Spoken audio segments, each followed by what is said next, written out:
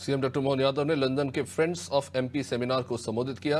Royal national hotel में हुए seminar में सीएम ने निवेशकों को रीजनल इंडस्ट्री कॉन्क्लेव की जानकारी दी। उन्होंने कहा कि जबलपुर, सागर, रीवा के बाद अब नर्मदापुरम में आरआईसी होने जा रहा है। मुख्यमंत्री ने निवेशकों को मध्य प्रदेश में निवेश करने का न्योता दिया है और कहा है कि हर क्षेत्र में सरकार सुविधाएं मुहैया कराएगी। फ्रेंड्स ऑफ एमपी में सीएम ने इंदौर के विकास की जमकर तारीफ भी की।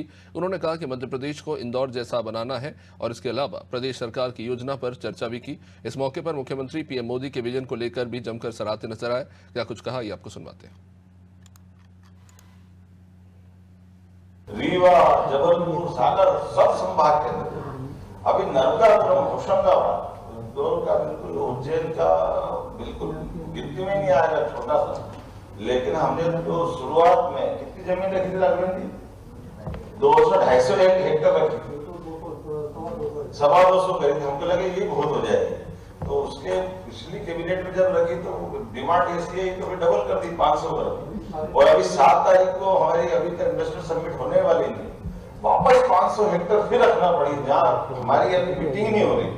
उसके पहले 1000 हेक्टर की जमीन की डिमांड है। टेक्नोलॉजी की दृष्टि से, फार्मास्यूटिकल्स की दृष्टि से, इंजीनियरिंग की दृष्टि से, बहुत सारी चीजों में, कई सारे सेक्टर में आप सबके लिए बड़ी संभावना।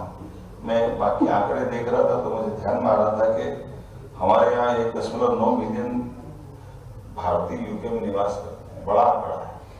और यहाँ तो अभी बड़ी संभावना है कि बड़े पैमाने पर बाहर के लोग आकर निवेश करें। तो हमने भी एक क्रम बनाया। वैसे तो हमने प्रयास ये किया है कि हमारा मध्य प्रदेश में निवेश करने वाले लोगों के लिए प्रत्येक संभाग में तो हम कर ही रहे हैं। अब ग्लोबली फरवरी में भोपाल में भी करने वाले, भोपाल में भी पहली बार होगी, सभी संभागों में पहली बार होगी। लेकिन हमने कहा ये करते रहना है। तो अपने प्रदेश के अंदर जो व्यापार व्यवसाय कर रहे हैं, जो ऑलरेडी इंडस्ट्री चला रहा है, उनकी भी सारी कठिनाई समझते हुए वो 1 से 2 करें, उनके लिए भी अवसर दे रहे हैं। टूरिज्म के माध्यम से भी आप इन्वेस्टमेंट करिए, टूरिज्म के माध्यम से भी हम अलग अलग प्रकार की सब सुविधा दे रहे हैं। कौन सा वो क्षेत्र है जिसमें बिजली, पानी, सड़क, भूमि, टैक्स की छूट, सब प्रकार की छूट देते हैं। क्योंकि कुल मिलाकर के बदलते दौर में हमारे अपने मध्य प्रदेश के अंदर जो अभी उद्योग व्यापार के लिए अनुकूलता बन रही है, दिन दूनी रात चौगी। तो इसीलिए हमने पद्धति चालू की कि पहले केवल इंदौर में इन्वेस्टमेंट होता था। अभी इंदौर तो अपना है ही, पूरे मध्य प्रदेश को इंदौर बनाना है। इंदौर भी मध्य प्रदेश में तो है, तो इंदौर के साथ बाकी चीजों में भी सब क्षेत्रों में चल बदलते दौर का प्रदेश।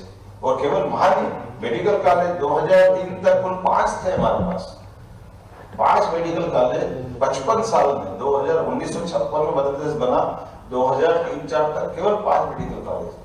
20 साल में अभी अपने पास 17, मतलब 3 तो मैंने अभी अपने समय चालू कर दी सरकारी, और 12 नए बने, 8 पाइपलाइन, 13 प्राइवेट है, तो 30 मेडिकल कॉलेज हो गए। लेकिन ये 20 साल में अभी हमने 14 के टेंडर 1 साल में लगा रहा है। ये अपने 50 मेडिकल कॉलेज जो है 1 ही साल के अंदर ये अपना बदलता है। आयुष्मान कार्ड हमने अधिकतम लोगों के बनना है।